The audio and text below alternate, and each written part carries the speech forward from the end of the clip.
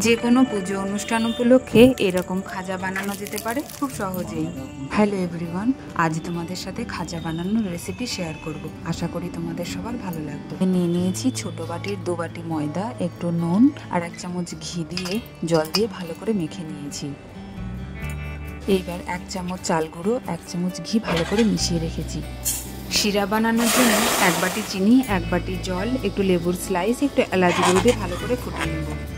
রসটা হালকা চিটচিটে মনে হলে নামিয়ে রাখতে হবে। এখন ময়দাটা ছোট ছোট লেচি কেটে নেব আর লেচিগুলো রুটির আকারে বেলে নেব।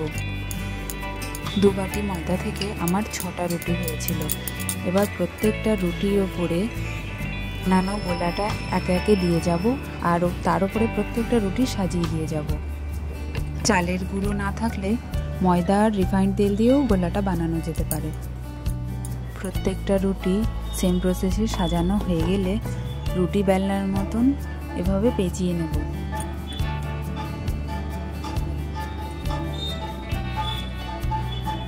দুই সাইডের অংশটা কেটে বাদ দিয়ে মাঝখানের পোর্শনটা সরু সরু করে কেটে নিতে হবে।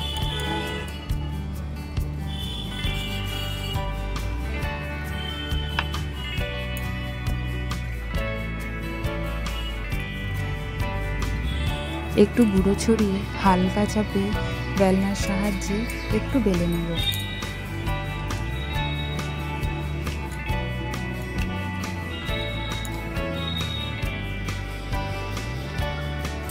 গরম তেলে একে একে ছেড়ে দেব।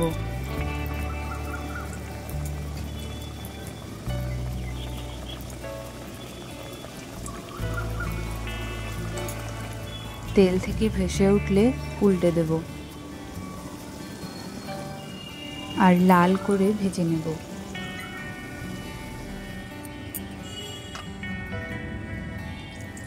বাকিগুলো একে একে ভেজে নেব।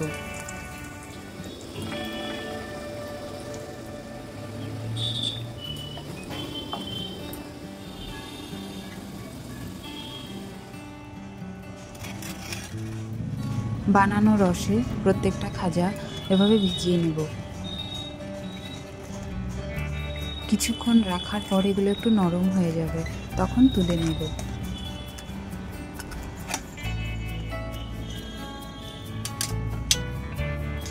ভালো লাগলে লাইক ও শেয়ার করবেন।